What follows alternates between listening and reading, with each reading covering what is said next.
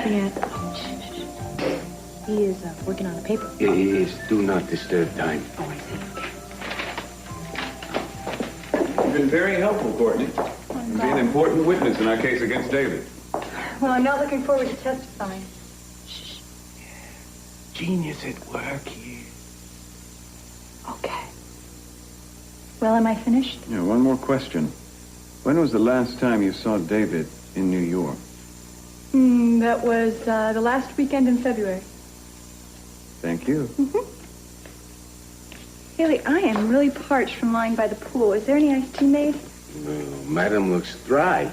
You didn't swim? No, not while there's a shark in the vicinity. Well, actually, there is some fresh iced tea. I'll get you some. I'll get some for Ted, too. Thank you. Mary, you're just the person I wanted to see. How'd you like to make my day? Depends on what you have in mind. Well, I'm kind of exhausted from my legal research. I thought Rasputin and I could use a long ride. Rasputin? My horse. Why don't you come riding with me? Oh, Mason, I'm working. I can't. But I sure wish I could. You do? Well, when do you get off duty? Oh, not for a couple of hours. Well, I'll be at the stable for a while. So if you change your mind, I could saddle up Imelda for you. Imelda? Yeah, that's your horse. Your birthday present that you refused, remember? I named her that because she's in exile now. Nothing to do but eat. Mason, the way your mind works. I know, it's fascinating, isn't it? Yeah. Listen, I have to get back to work. You're passing up a great afternoon.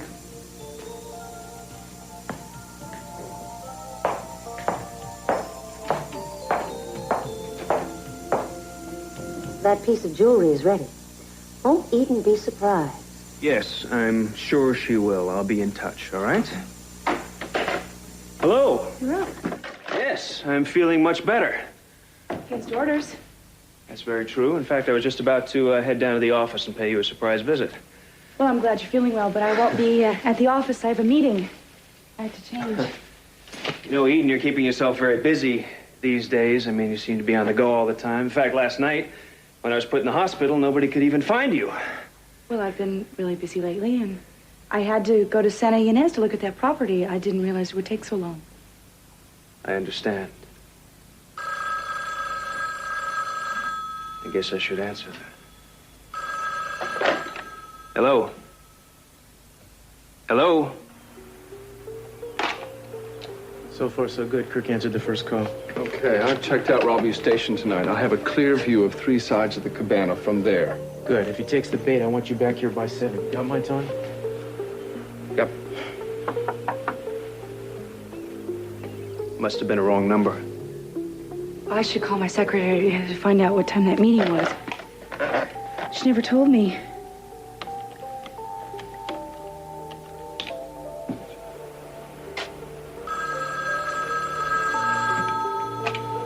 Hello? Yes, Jan. This is Eden. Called to find out what time the meeting is. Is Kirk listening? Yes. The architects. And is he buying it? Uh-huh. Absolutely. Yes, I would like to have Wexler there. I'll hold.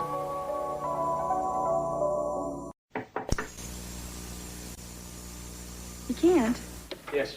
Well, no matter. Kirk, I could have helped you get dressed. If you have any agenda there, would you I'm mind fine. reading it Thank to you. me? I didn't have any problem. Okay, well, I need to take your pulse.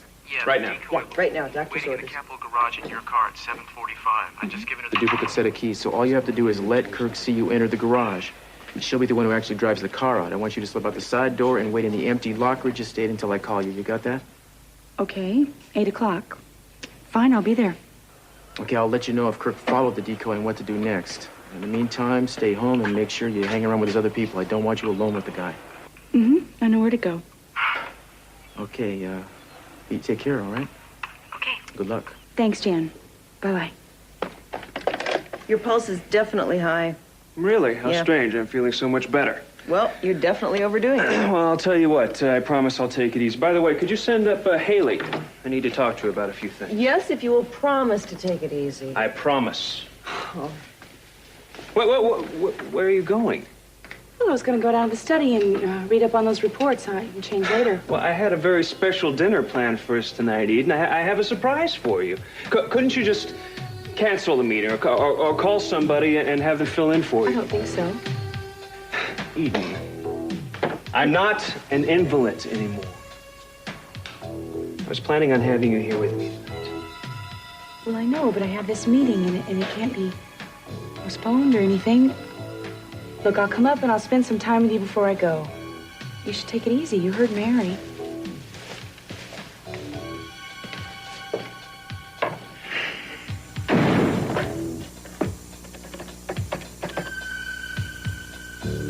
Yeah, Jan, hi, it's Kirk Cranston. Listen. No, I'm feeling much better, thank you. Did my wife have anything on her calendar tonight at all? No, she didn't.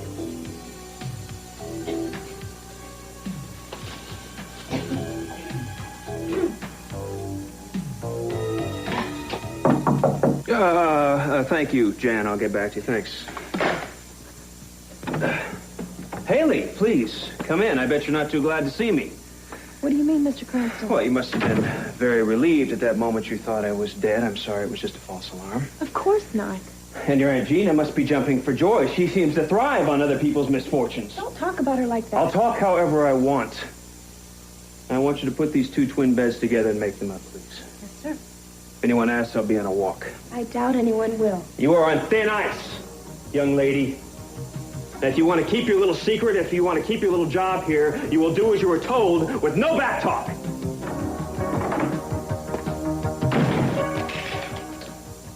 What are you doing, Bill? Pardon me, buddy boy, but that quote you got there? Yeah? Yeah, well, you're attributing it to the wrong dude. But there's nothing so absurd, but some philosopher has said it. Yeah, it's St. Augustine. That's a famous philosopher. No, you're a couple of centuries off. It was Cicero.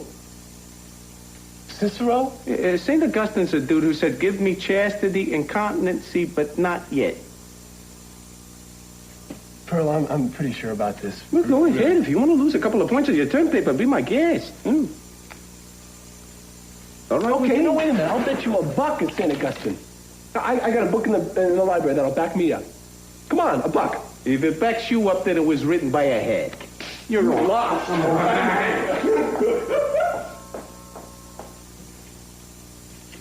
Oh. Hello, Julia. Hi, Courtney, may I speak with you for a second, please? I was on my way upstairs to change. I really don't have any time. Yes, I can see that. This really won't take very long. I just would like to clear up a few things, if I may. Come on in. Thank you. Courtney, I understand that you talked with Mason earlier.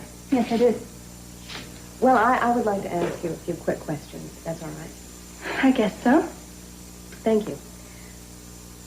On the day of Madeline's murder, you were the first one to find the cigarette butt on the floor in the bungalow, correct? That's right.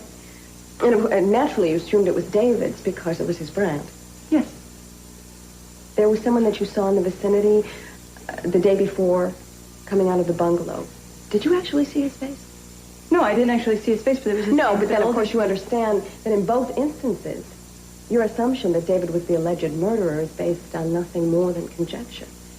Well, I guess you could say that, Julia, Oh, but I will be saying that, Courtney. In front of a judge and a jury. No, I was hoping here, just between the two of us, we might be able to clear up a few things. For instance? For instance, you jumped to your conclusions awfully quickly.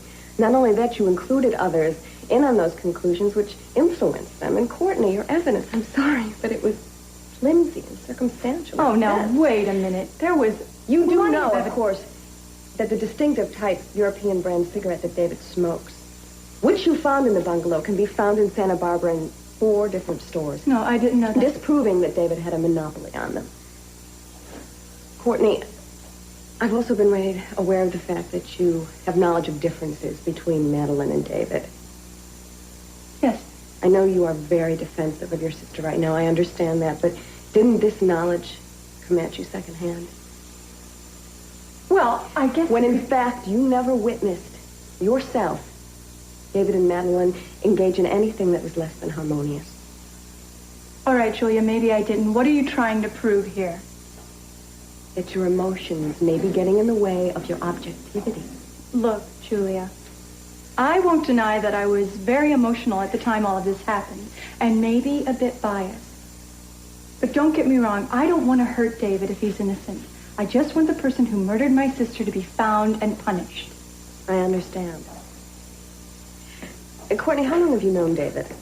I met him the same day Madeline did. Did he spend time with you and your family before that? Well, not a lot, no, not really. I mean, didn't your family invite him to dinner, family gatherings, you know, that sort of thing?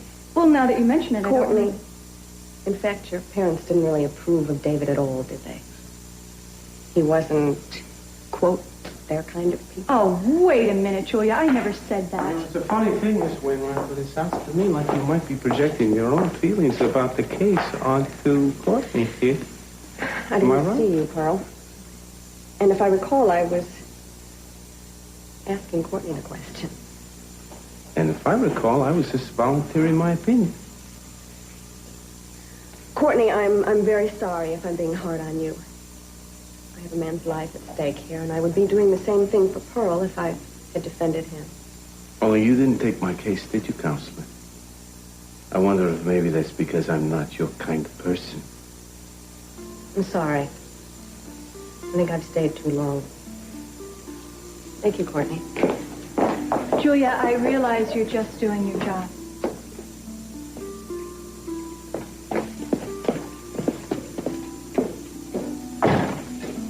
That was very nice of you. What was? Helping me out with Julia. I really appreciate that. Oh, no, I was just mouthing off. It's a bad habit that I have. Goodness, I'm starting to lose it. But, I mean, it's no wonder a guy can't concentrate with a woman like you hanging around looking like that. Would you do me a favor and maybe put some clothes on?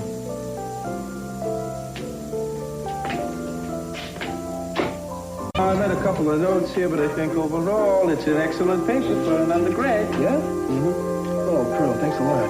Okay, let me just go over his notes here. Tell me something, Ted. What makes you so sure that I know what I'm talking about? Did you say you do? Mm-hmm. And you proved it? You know, Pearl, I'm telling you, you must have done a lot of reading at one time, or at least a lot more than you say you do. Mm-hmm. Oh. I almost forgot. No, forget the dollar. Your praises are golden to my ears. Believe me, don't worry.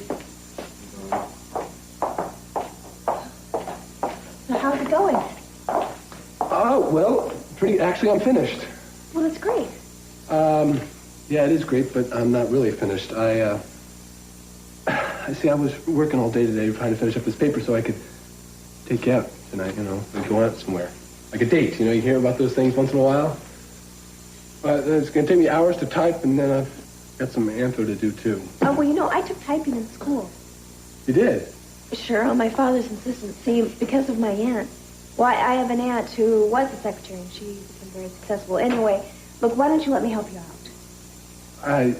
No, you're not going to want to do this. This is very, very long. No, it wouldn't be any problem, Ted. It would be great. I mean, I could take it over to Lockridge's and... Lockridge's? Well, sure, I thought I'd have more peace and quiet there. No one would ask me to do housework. And then, when I'm done, I'll come back and meet you here. You sure you want to do this? I'm sure. Now, give me one of your papers so I'll know how to type it up for you. Oh, okay. This is great. No problem. Oh, one thing. What? I really need somebody to cook dinner, actually serve dinner for me this evening.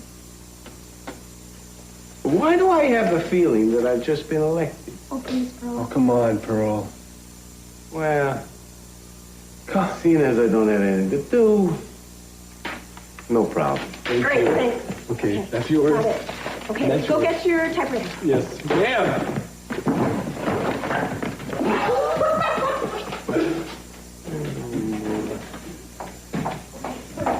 Well, servants' dinners are ready, and I have the butlers right here. Over here, sit at the table. Might I ask what I did to deserve this? Well, if I must explain, you can consider this an apology. Dressing? No. Blue cheese or Italian? Italian. Italian, okay. You See, Pearl, I've been thinking things over, and I've come to the conclusion that I was wrong to pry into your past like I did. And I was just too stubborn to admit it. Sour cream on your potato? Oh, no, just the chives. Okay. You see, I realize that people have a side of themselves that they prefer to show to the world. And that's exactly what you're doing, only more so. Tell me if that steak's too rare. I will. Okay. Thanks. See, Pearl, I still wish that you would let me get to know you better, although it doesn't have to be all at once. Will you forgive me? Can I have a little ground pepper on my salad, please? I just wish you hadn't talked to her. I care about Courtney, and I don't want her used in this case, even if it is on my behalf. David, Mason is already using Courtney against you. We don't have a choice. We have to be able to take whatever she says and use it to our advantage. Look, you didn't mention anything about that affair I talked about. No, I didn't. And that is precisely why you're here, to give me more details, and I want them all. I suppose, okay, it was Christmas time, '83. That's when I found out that Madeline was seeing someone else. All right, did you confront her? No, I didn't believe it at first. Then, of course, I kept finding out that there were more men, and it had been going on for some time, and I still didn't confront her. I guess I thought that it might end whatever we did have together. And I wanted to try to save our marriage. Okay, go on. Then at a New Year's Eve party, that's when I met Cassie. She was in the Capwell circle of friends. I think Courtney and Madeline only knew her vaguely. And you got involved with her? Yeah. I was hurt. I was angry. I wanted to get even. But believe me, it was nothing serious. How long did it go on for? Not long. She was beautiful, oh yeah, and she was needful and agreeable to a casual fling, at least I thought so. But a few months down the line, she started throwing those hints at me to get a divorce. And marry her? You got it. So I cut her off. Stopped phoning her. It was over by April. Did Madeline know? I don't think so. That's why I was so surprised when she accused me of it and wanted a divorce. That's my next appointment. Do you mind if we talk about this later? What? I guess. No? Hi, Nick. This is my friend Nick Hartley, my client David Laurent. Hi. My pleasure. Seeing you. Come on in. Thank you. Listen, Julia, how about dinner later? We could, yes, continue. All right, we'll talk about that. Okay, so long. Right. Nice meeting you. Yes, Nick. Nice to meet you too. Bye-bye. So, what's the news? I found Laurent's old mistress.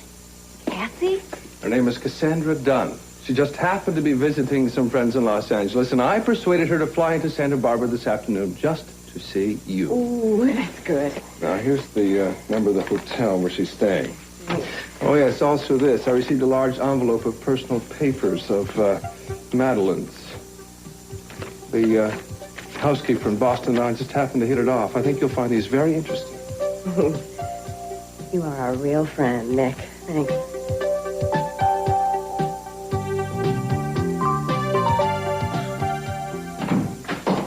Hello, Gina. Didn't realize you were into aerobics. What was that, the dead woman's workout? Oh, very funny, Kirk. I was actually just trying to do something about the stiff back I get from sleeping on this floor. You know what my pillow is? That stack of newspapers. Well, we have this entire mansion to exercise in, Gina. It can't be that bad. You gotta be kidding. I'm living like a bag lady. I want you to bring me some bedding. Yeah, well, I'll be very happy to discuss that with you right after you give me what I want. I'm sorry, but I don't have the tape here. No, I'm not talking about the tape. I'll deal with that later. I'm talking about the jewelry. Well, I do have that. And I want to tell you, I think you used very good taste in the piece you chose. You like it? It's fine. What did you tell the jeweler? Well, he was very agreeable to everything. You know, I have an ironclad alibi for the night your wife was almost murdered. Happy? I want the details, Gina. Well, let's see. Mr. Fowler, that's your jeweler in Ojai, he said you were very fussy about the design. He spent 2 hours going over the details with you, but he didn't mind spending the extra time considering you were spending $20,000. And you told him what I look like in case someone asks? I gave him a very flattering picture of you, and also my more realistic description. And he did seem cooperative. Yes, Except for the fact that it's going to be a little more expensive than we had originally anticipated. But everything else is going to work out fine. He wants $5,000 for the extra attention he gave to the details of the design and for keeping his mouth shut. All right, okay, fine. As long as it's taken care of. I'll take this off your hands. Thank you very much. You're quite welcome. You're being very nice about all of this, Gina. Well, I thought that if I was cooperative, maybe you'd bring me some bedding. A few pillows, a sleeping bag, something like that. I'll see what I can do. Right now, I have to go. And don't worry, Kirk. Everything's going to work out just fine. Yeah, I'm sure it will. Keep up the exercises. You need them. Bye, Kirk.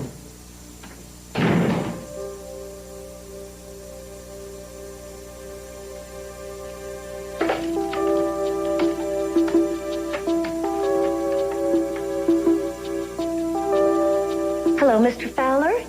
Yes, this is Susanna Raines. I just wanted to confirm the sale of that piece of jewelry you gave to me to show to Mr. Cranston. Yes, he's definitely going to take it. That was $12,000, correct? Oh, good. I'm glad you're pleased. Thank you very much. I'll be in touch soon. I'm quite pleased myself, considering I make $13,000 on the deal.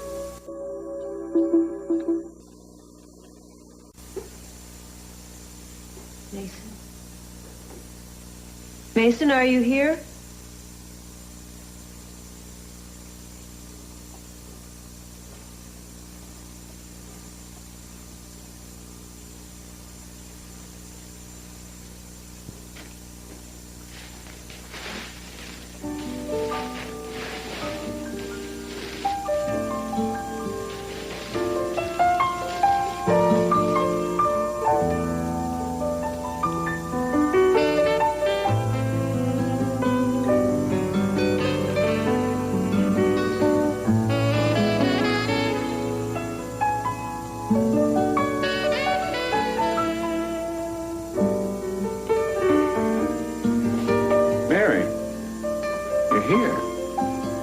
Because I love you, Mason.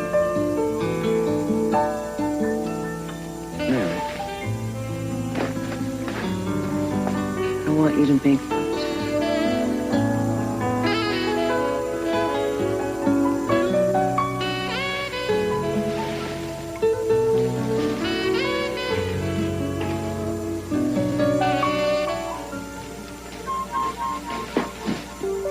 Mary? You're here.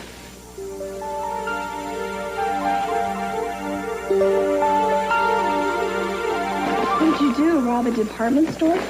No, I just scalped some sucker that had more money than he deserved. Unfortunately, most of the stuff is going to have to go down in the garage, except for the sleeping bag. I'm tired of roughing it up here. Maybe I'll buy some nice folding furniture tomorrow. Well, actually, Gina, I'm glad you're here because I have a favor to ask of you. Oh? What's that? Oh, don't worry. I just want you to type this up for me. See, I volunteered to do it because Ted is busy studying anthropology, yet I am a bad typist, and I know that you are the best in the world. Wait a minute. This looks like an awful lot of work No, here. it's really not that much. Hey, maybe I can get to it in the next couple days. Well, Gina, see, the thing is, I need it done soon. So Ted and I can go out tonight. I'm sorry, Haley, that's impossible. I just can't. Oh, yes, you can. I know you can. Gina, please, I really need your help on this. Besides, do I ever ask you for much? Well, maybe you don't ask. But I've done a lot of things for you. Like I got you that job. Right, thank you very much.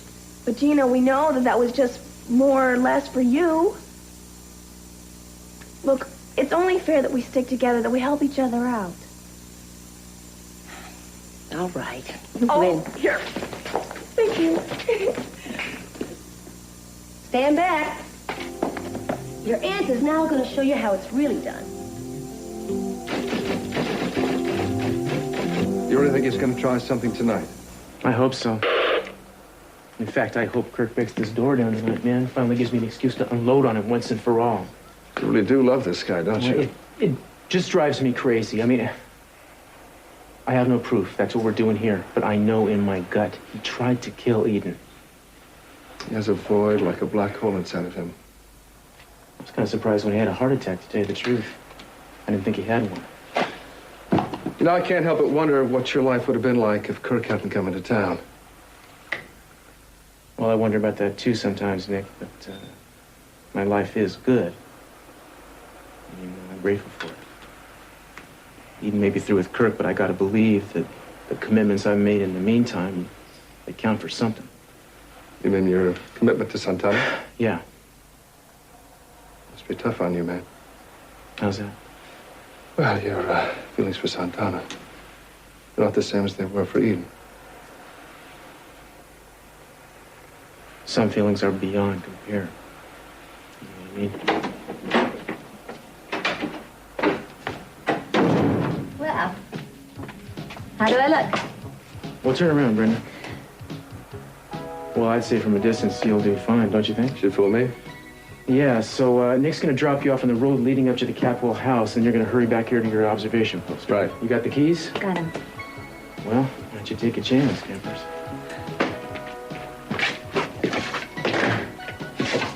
Hey, good luck. You bet.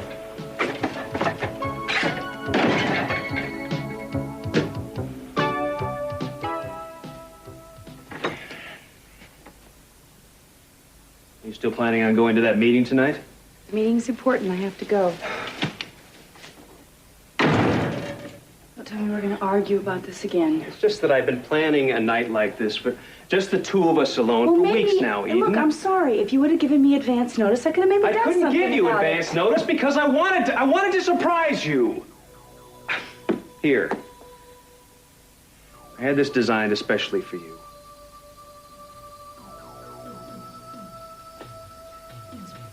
Beautiful. I had it planned down to the last detail. Exactly how it would look, where every stone would go. It just wasn't ready until today, that's all. Well, you shouldn't have. I wanted to. You know, sometimes a husband just has to give in to these extravagant romantic impulses, Eden. That's sweet of you. Let's see how it looks on.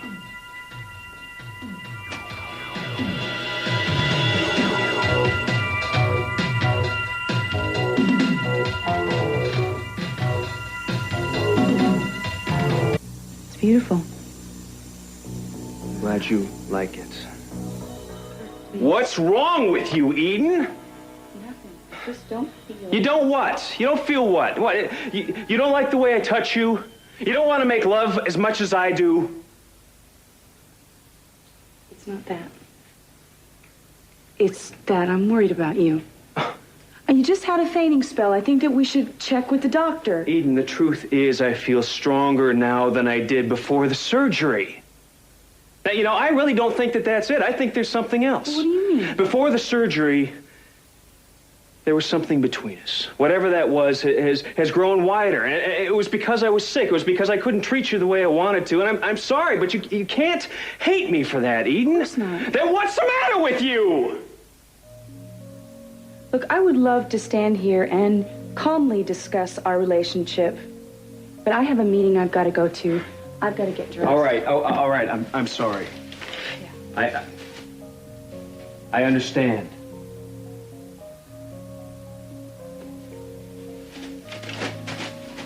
Eden. Yes.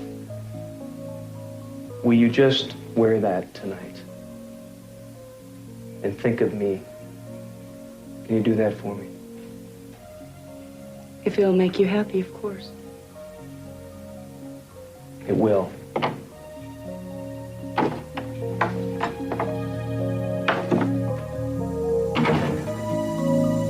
Would you mind if I take some notes? No.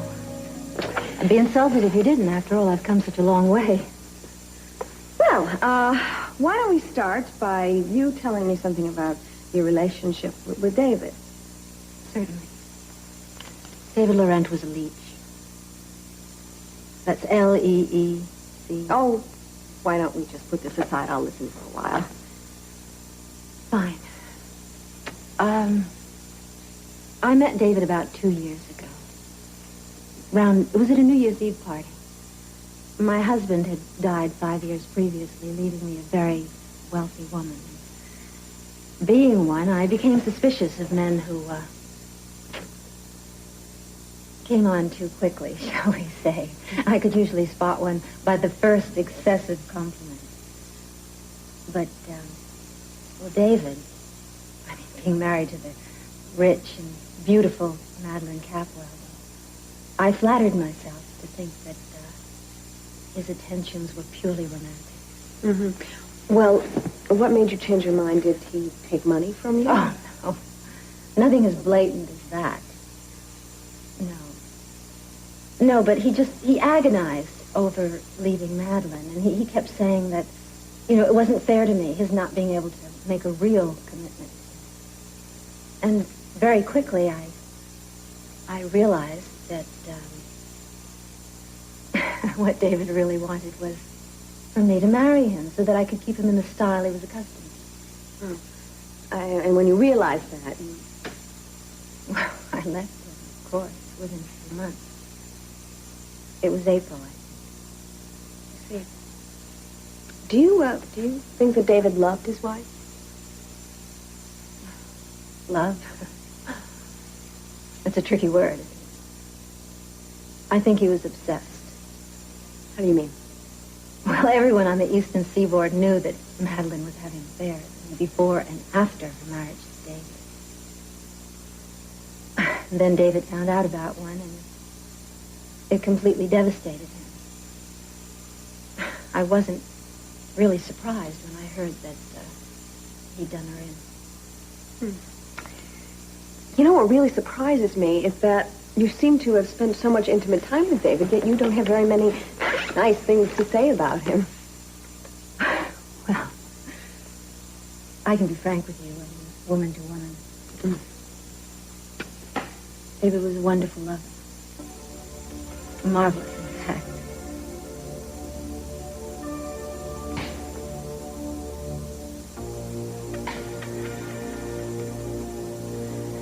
He was tender, but strong. He was gentle, but intensely masculine.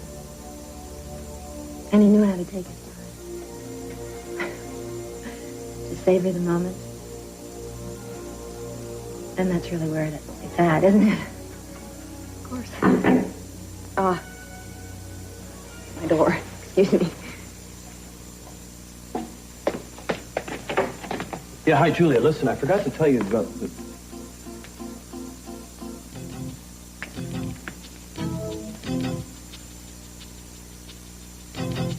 Hello, Cassie. A little late to go riding, Mary. I was kind of surprised to see you here. How was your ride? You were gone all afternoon. It was wonderful. I sometimes think I prefer the company of animals to people. It's so simple. No self-delusions, no deceit, no disappointment. I know what you mean. I've always liked animals for that reason. I'm sure I would have been a different person if I'd grown up on a farm. I like the person you are now.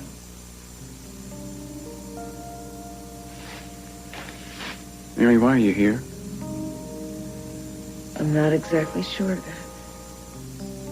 Something wrong? Can you tell me what it is? You were wrong when you told me once that I was so sure about everything. I don't think I've ever been sure about anything. I think that's why I've trusted what I've been taught could tell me how to act and what to do. And I've been thinking a lot lately, and what I've been taught hasn't been enough. I'm not sure I follow you. Just what are you trying to say? What do you want?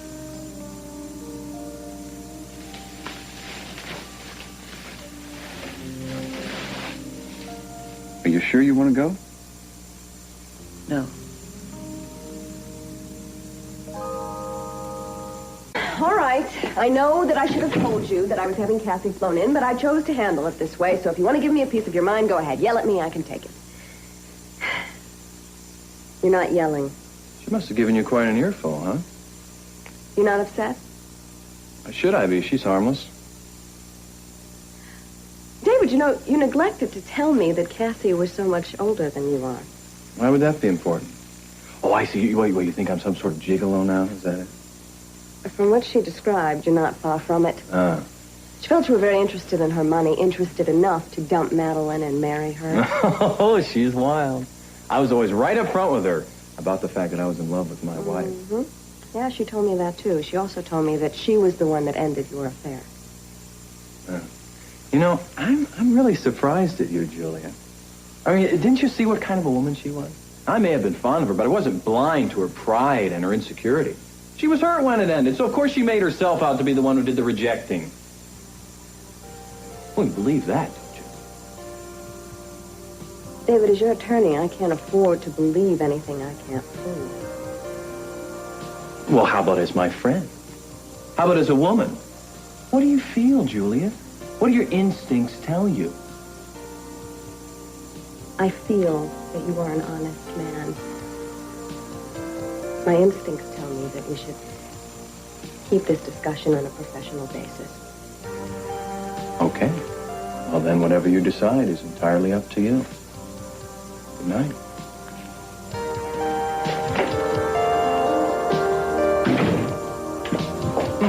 No, Courtney, have you seen Kirk? No. Pearl, have you? No, ma'am. Not since a while ago, anyway. Why? Oh, no, Pearl. It's okay. I can drive myself this evening. Thanks. Oh, I didn't know that because when I last saw Kirk, he asked me to bring the car around front from the garage. He did? Mm-hmm. Well, it's okay. Thanks, anyway.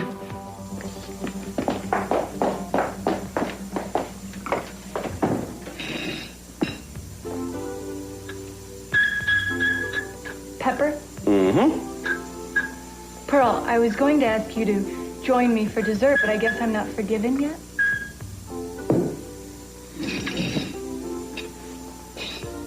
Hey, I like it this way. A little sweet, a little sour. That's what life's all about, right? Pearl, why is it so hard for you to accept my apology?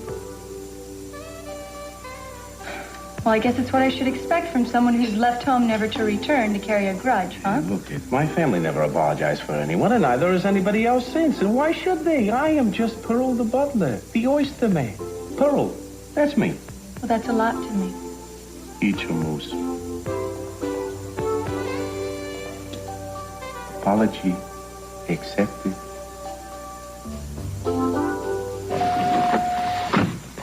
Does anybody see you? No, the garage was too dark. I don't know where my husband is or why he had the car moved. It's because he's in his own car behind us in the garage. Don't look. He's watching you. Do you think you can lose him? Well, that wouldn't be defeating the purpose. The operation's off. There's no way you and I can switch places now. You've got to either lose him or drive to your office. Anything else would be too dangerous. Please, start the car.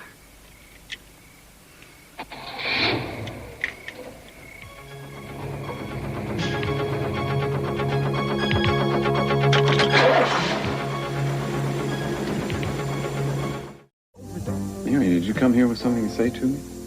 Yes. Look, I know what attraction is. I've been attracted to people I shouldn't have been.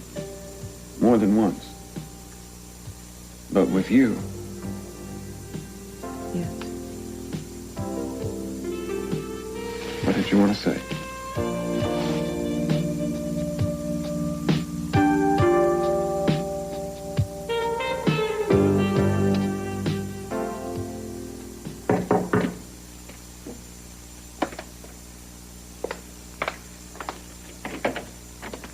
Miss Wainwright, I hope I'm not disturbing you.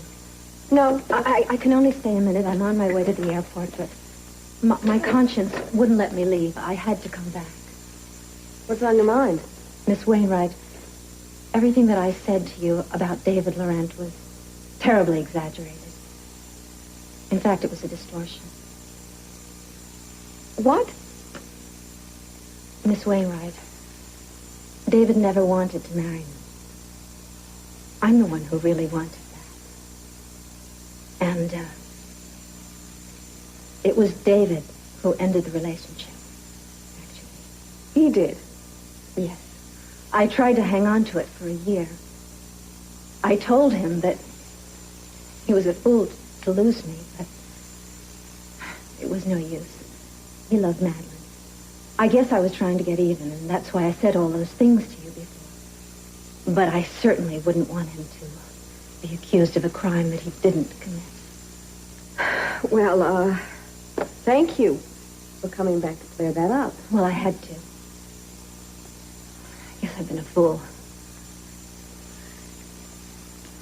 Miss Donna, did you happen to see David today when you left here? Yes, I did. Why?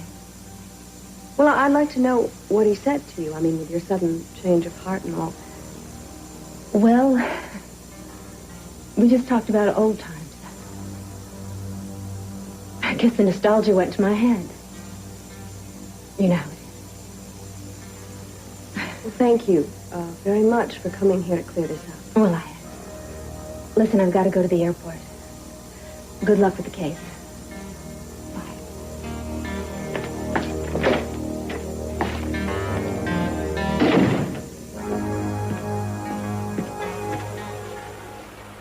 Any sign of them? No. They're running late, Nicky. Too late. Something's gone wrong, I'm sure of it. Wait a minute. Hold on. There's a car coming up the road now. Whose? I don't know. It's hard to tell because of the headlights. Wait. It's turning in. It's Eden's car, Cruz. Stay close.